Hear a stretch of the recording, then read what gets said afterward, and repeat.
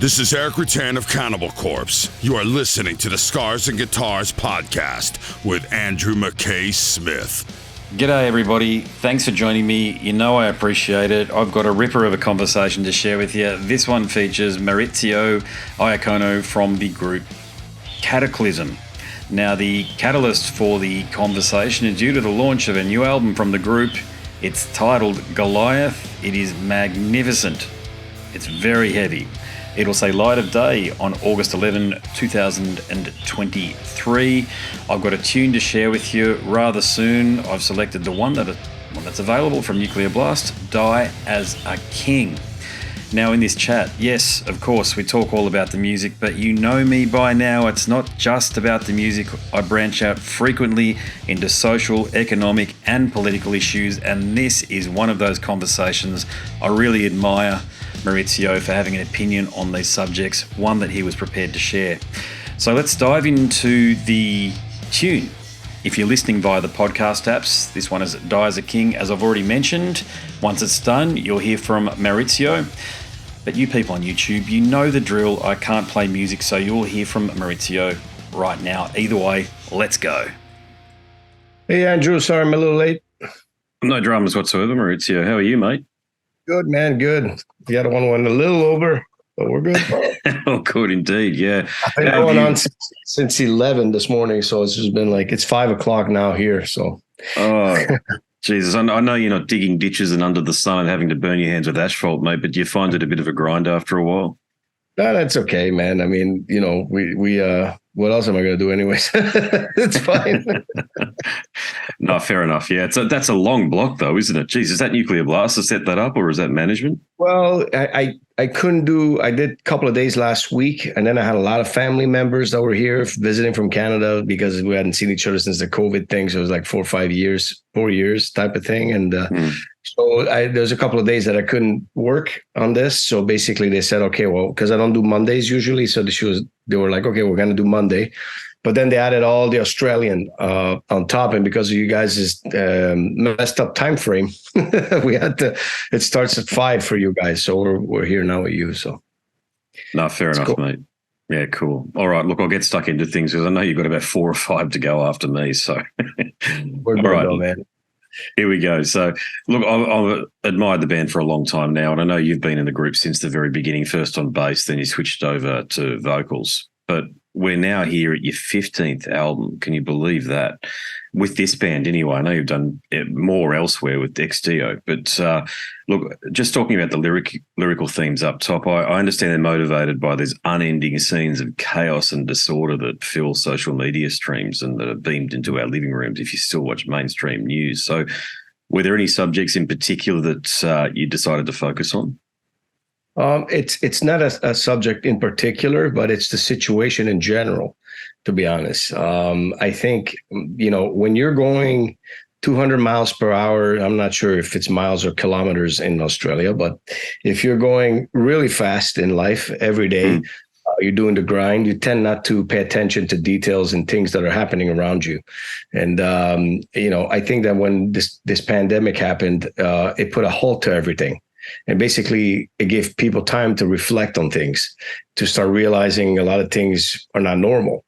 And, you know, it just catapulted into this craziness that we have now, right? It started with the entire thing about, you know, forcing people to do things that maybe they weren't comfortable with, to suppressing, you know, opinions and things like that. And I had a big problem with that. Like, to be honest, there's 2 things that I really, really believe in that are part of, you know, calling yourself a free person. And those are freedom of speech and also freedom of taking, you know, of choice. And I think it's important. It's your body, you know, in the end, people should decide what they want to do with it, you know, and I think there was a lot of this craziness around that stuff. And I don't agree with that. And especially being metalheads, we're not the type of people to be conformists. We're very, we're outcasts in many ways. And already to be able to listen to metal, you have to be a special kind of person to understand it. And so I think that we've always been a type of person or people that question things. And I felt like even in our own industry, we had people that were siding with the narrative and like just being part of the whole system, which is, we've never been part of the machine, So basically Goliath is kind of coming out of the pandemic situation, and kind of putting like a mental aspect to it, which is, the people versus the machine, Thank you for saying what you said. By the way, yes, we are under the hammer of left-wing authoritarianism at the moment. There's no doubt. In Australia, we've got that left-wing government in power, as you do in Canada with Trudeau. You've seen just that nutcase Biden and the administration in the United States there, and the comments that are coming out. More the comments in the United States, less the jurisdiction, unless you're living in New York State or California. There, I was lucky. I lived in, I moved to Florida right at the beginning. Yeah. So I live in Florida. So to me, we only had 3 months of lockdown, but it freaked me out to see the rest of the world be so tight on that still, you know what I mean? Mm. And then like, it's as crazy as this is, there's still places where there's still measures in place for this. And it's insane. Like Australia, to me, I couldn't believe it. You're the beacon of freedom, the beacon of Australia has always been that place where everybody wants to escape to, and this time it was just like a coordinated effort worldwide to just like, boom, and it's to me like, and everybody was like, yeah, normal. That's not. It's like, it wasn't, like I understand this was a weird thing, but it's not something we haven't gone through before, So I don't know, man. I'm a type of person, man. You can't put me in a cage, and it's like, if you put me in a cage for no reason or for a reason that I need to have answers for, and you can't give them to me, I have a problem, especially when you give me something. For example, I'm not an anti-vaxxer, we're not going to go into that and bullshit. But, if you're going to say something works and then it doesn't work and you force people to take it anyways, and you're going to take their livelihood away, I have a huge problem with that. And the fact that Correct. people are okay, no.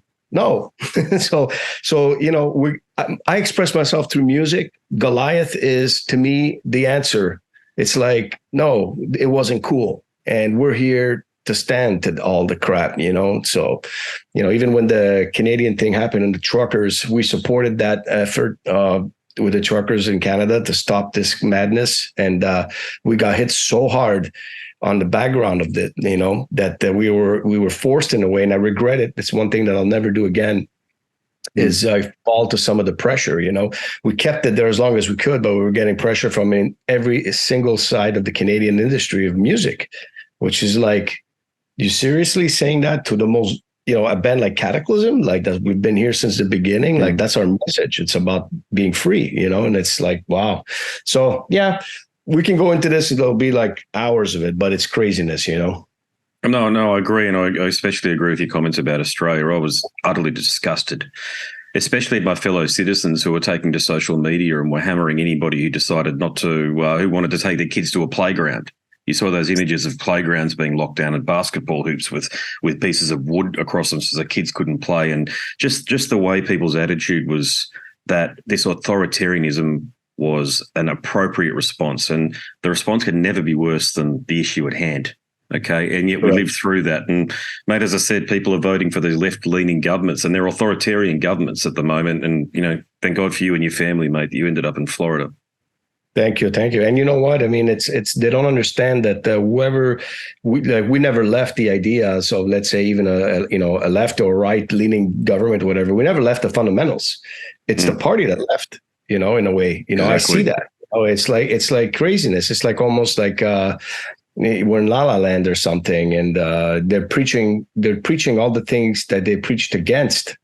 They're doing the same thing. So I mean, it's not that I'm on one side or another of the spectrum, because I am, independent type of thing. I will, for example, in the United States right now, you also have on the left side, for example, a guy like Kennedy that's coming up, and that he's speaking truth to power. You know what I mean? He's being truthful about the things that everybody's agreeing, but he's being also censored on his own party. So it's like if you look at that, you can't be there in your right mind and look at all this stuff and say it's normal. It's just not. So I mean, yeah, we are. Everything looks harder now. It's like from they did all this COVID thing. They helped a lot of people out with the money and all that stuff, but now they're taking it back with the inflation. Inflation, yeah, exactly, yeah. Yeah, people think that's normal.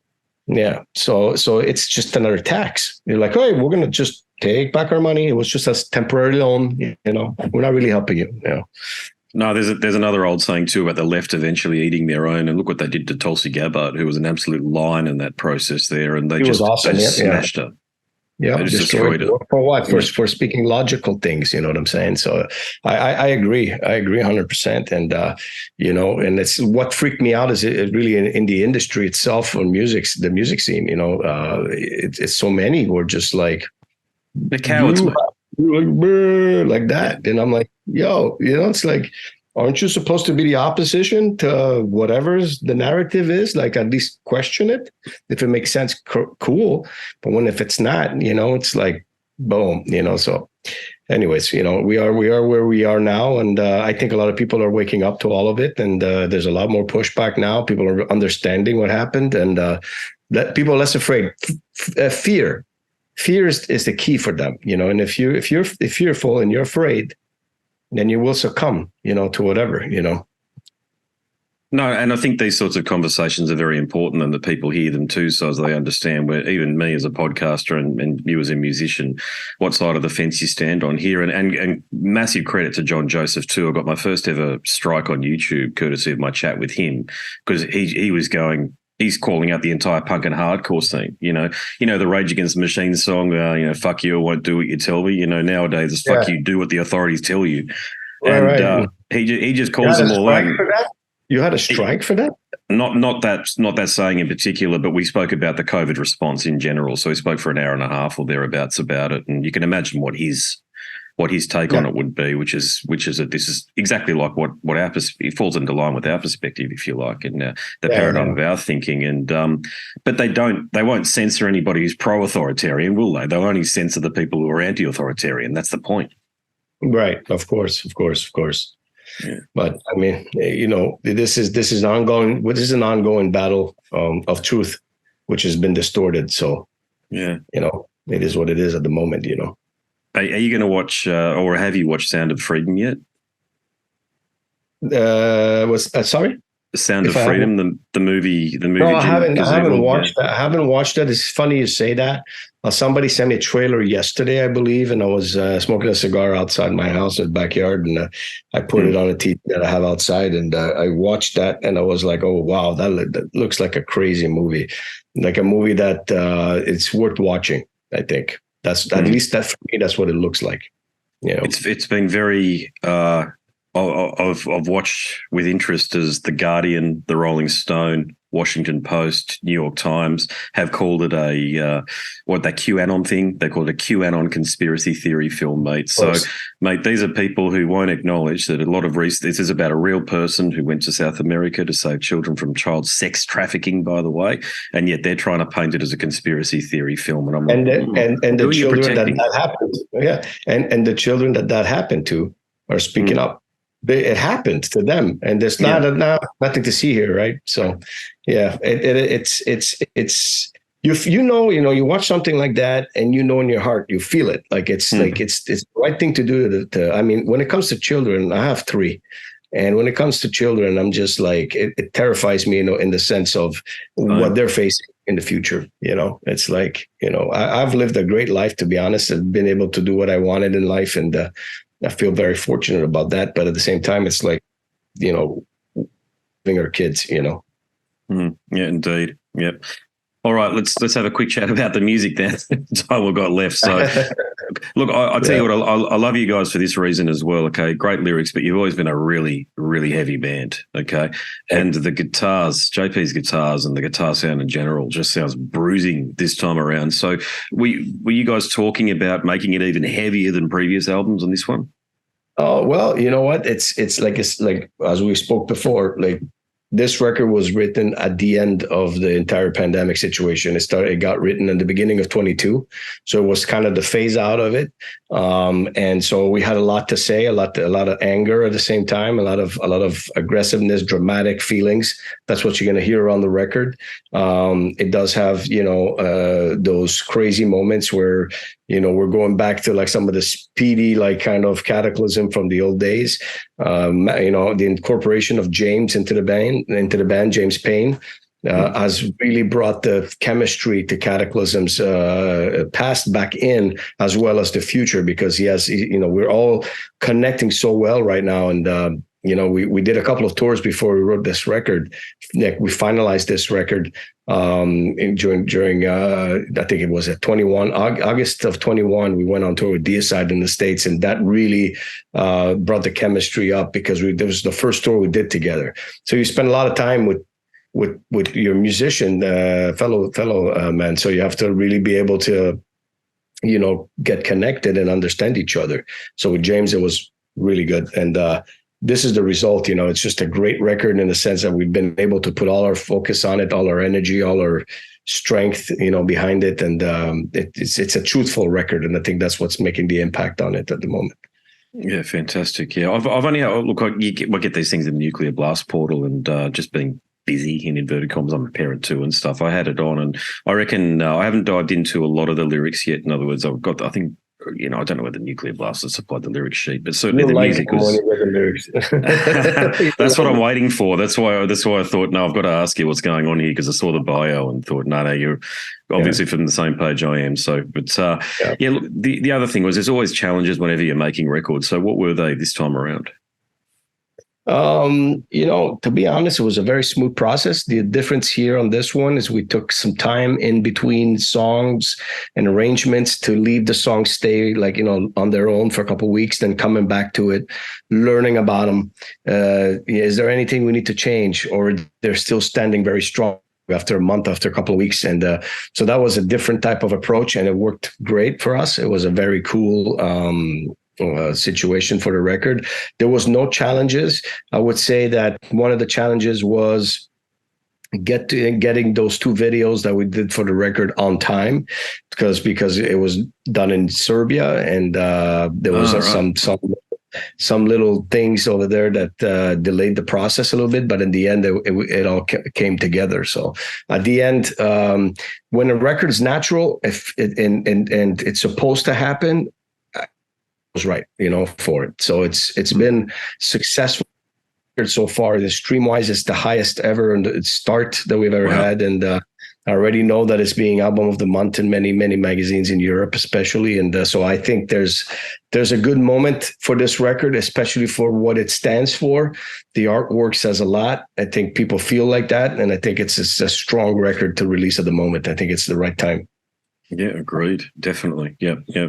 What about Ex Deo? I know the album was very well received in 2021 from memory. So have you got any plans in the near future for the group? It's as times comes forward and things move, there's less and less time to do things, but Ex Deo is still very much an important part of my life. And, I think we're going to, the plan is this fall, which I've taken some time off, will be to write some music for it. We're going to probably do an EP for it at some point. 4 new songs is the plan for the fall, so that we can release that in 24. That's some of the ideas that we got right now for it. So it's definitely still something that we're interested in. Just with Australia being so far away from mainland Europe and the United States, would you ever consider bringing down Kataklysm and Ex Deo as a show?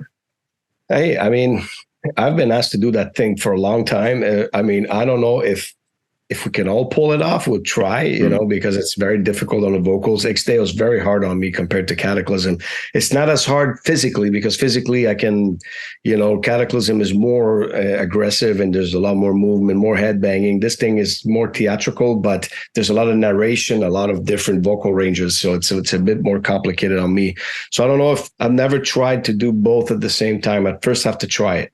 And if it works, then it'd be an idea, but we definitely had a great time last time we were there in Australia, and I feel like it's a country that we could grow on for sure.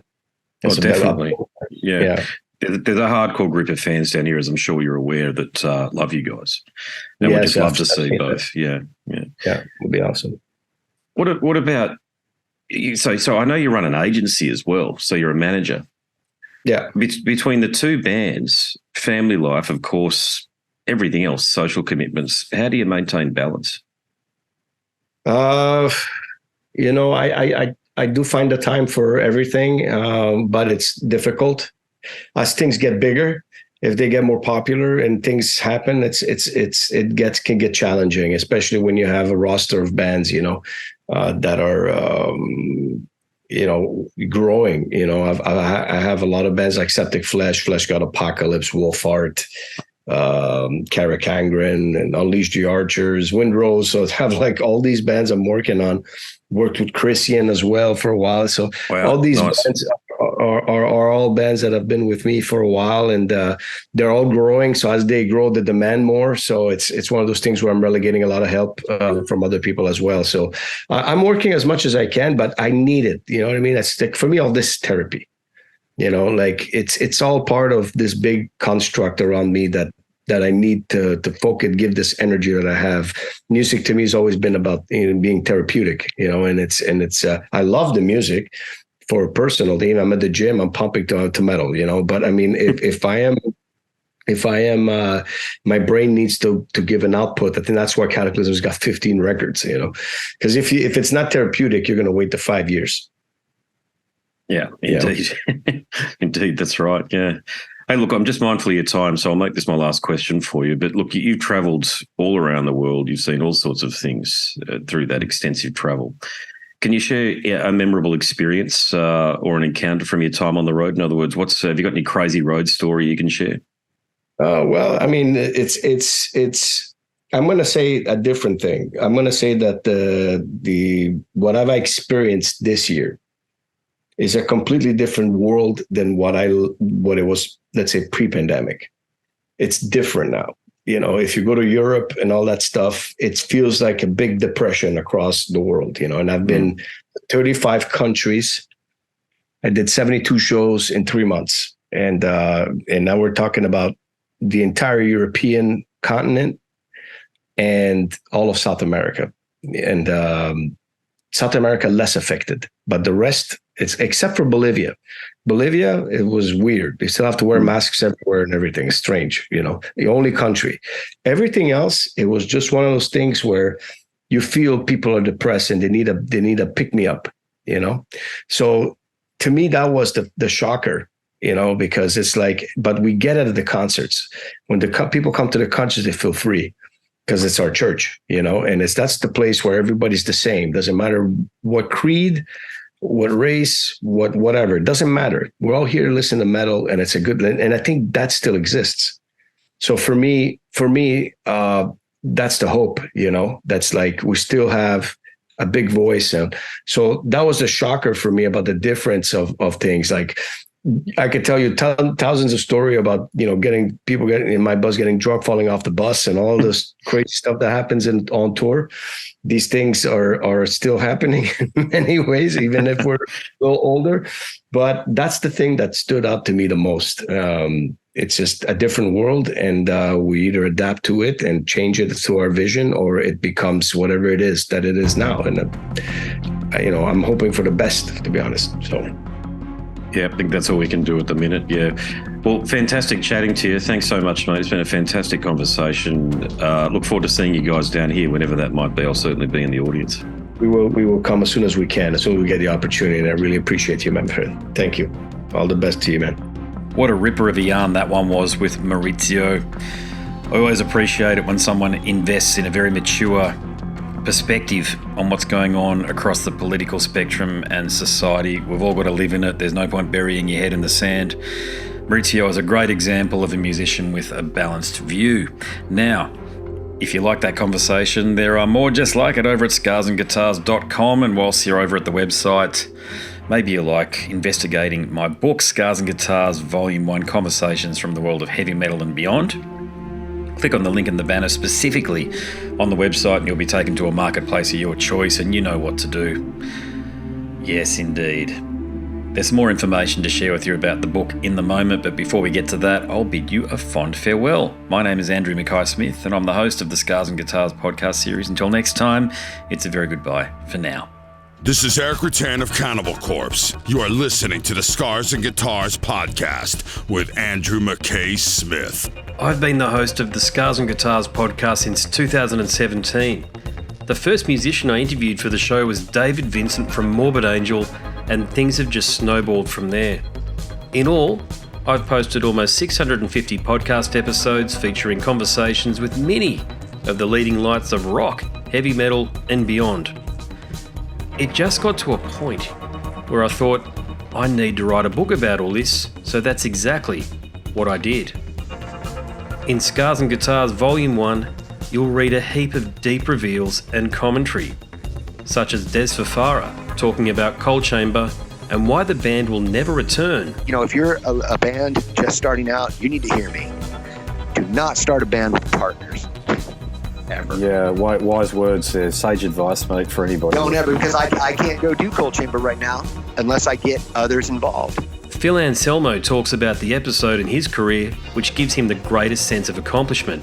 I think the staying power of the fans and the staying power of the songs, you know, whether it's Pantera, Down, or Superjoint, the fans remember the songs. Alex Skolnick from Testament confirms that, yes, playing the guitar in Ozzy's band is anything but an ordinary gig. Will Silent Oz from Dimmu Borgir write a book? Pa from Sabaton gives advice to people who want to start a band. Look at the team around you, look at the bandmates. If the guys want to be on the stage, then it's all cool. If the guys want to be backstage, then it's not going to be cool. Current and former members of Cradle of Filth discuss the band's seminal 90s material. Read about the reaction to George Lynch and Mark from Suicide Silence's comments when they throw shade at then President Donald Trump. We have this idiotic monster, you know, this egotistical, self-aggrandizing, complete piece of shit in there. I just can't understand how we've gotten to this place. And yeah, we kicked a hornet's nest with Sepultura. Percussive overlord Gene Hoglan talks about recording with Chuck Schuldiner. Chuck was always, he was very open-minded, and he was into having his musicians that were playing with him just reach out for the best stuff that they had. Phil Campbell from Motorhead discusses what it takes to get sober. John Five answers his critics who dismiss his tenure with Marilyn Manson. You know, my name is John Five, and Manson gave me that name, and I had some of the best years of my life in that band and learned a lot. And we get the lowdown on Treyarch Zagtoth from those who would know, including his mother. All across Scars and Guitars Volume 1, there are moments of tension, relief, tragedy, exhilaration, and throughout it all, you'll obtain insight that I believe no one else has managed to obtain from many of your favourite artists. So treat yourself. Scars and Guitars Volume 1 is currently available as an ebook with a print edition on the horizon. Follow the links attached and download a sample. I'm sure you'll be compelled to read the whole book.